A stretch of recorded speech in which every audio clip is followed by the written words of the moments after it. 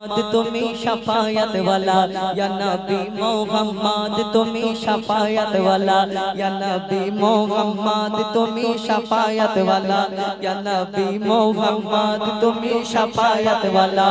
কাউসার পিলায়ো নবী কাউসার পিলায়ো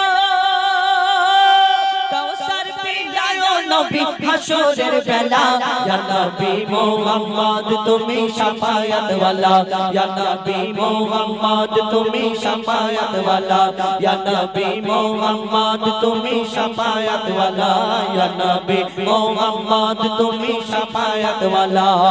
কাউসার পিলায়ো নবী কাউসার পিলায়ো কাউসার পিলায়ো নবী হাসরের বেলা ইয়া নবী মুহাম্মদ তুমি শাফায়াত ওয়ালা ইয়া নবী মুহাম্মদ তুমি শাফায়াত ওয়ালা ইয়া নবী মুহাম্মদ তুমি শাফায়াত ওয়ালা নবী গো তোমায় যদি একবার দেখা পাই এই জীবন সুপে দেব নবী গো তোমার পাই নবী ছাড়া মোদের নেই কোন চারা হাসরে দেবে নবী মোদের সাহারা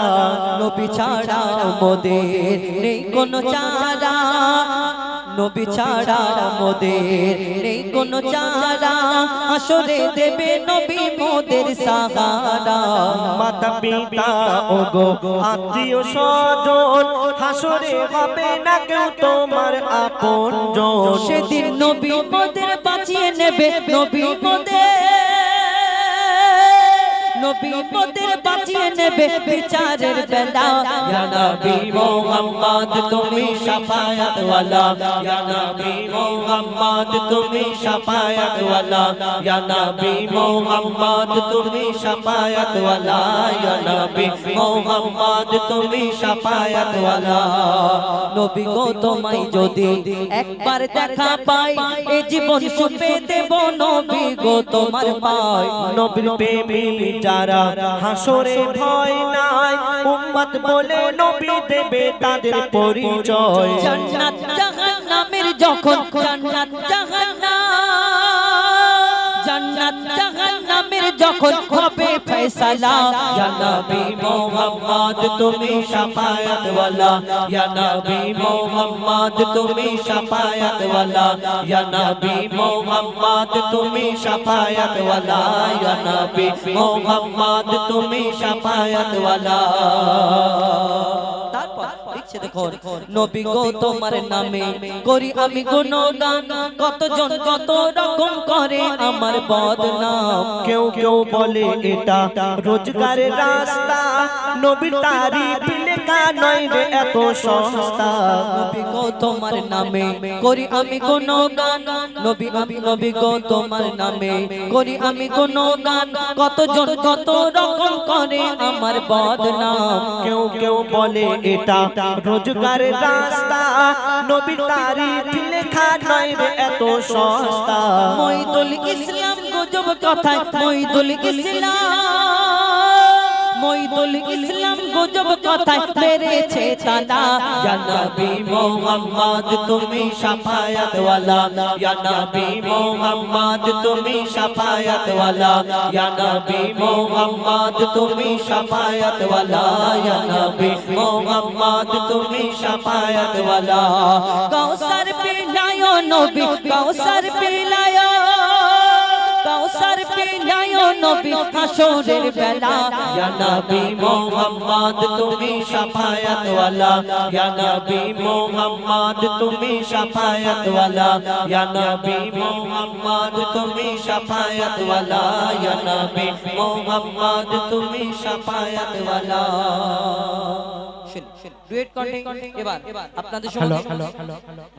সিঙ্গেল কণ্ঠে আমরা পরিবেশন করে শোনাবো আমি এবং আবুল কালাম তার কণ্ঠ থেকে শুনুন সিঙ্গেল কণ্ঠে তারপর ইনশাল্লাহ আমরা আবার আপনাদের সঙ্গে সিঙ্গেল কণ্ঠে ডুয়েট কণ্ঠে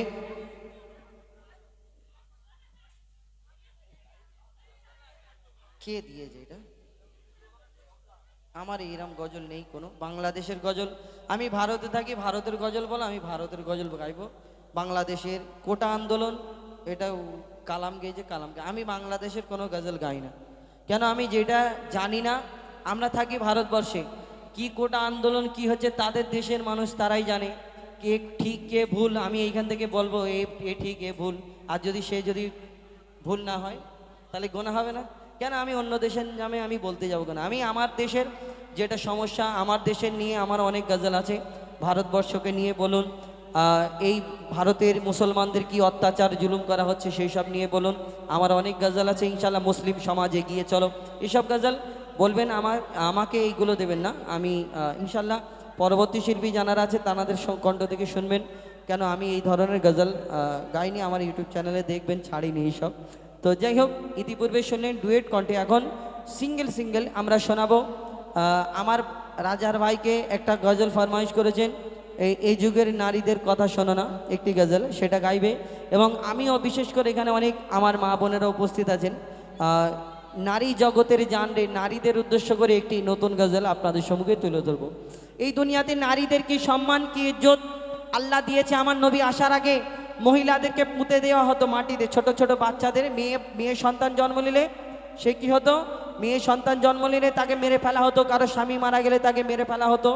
কিন্তু এই মেয়েদের অন্যায় দোষ কি ছিল? শুধু মেয়ে। কিন্তু আমার নবী আসার আগে এই যে হত্যা করা হতো, আমার নবী আসার পরে সেই কিন্তু কেন হত্যা করা হতো? সেই যুগের মেয়েদের কোনো সম্মান ছিল না। একটা বেটা ছেলে একটা পুরুষ, কি যে বলছেন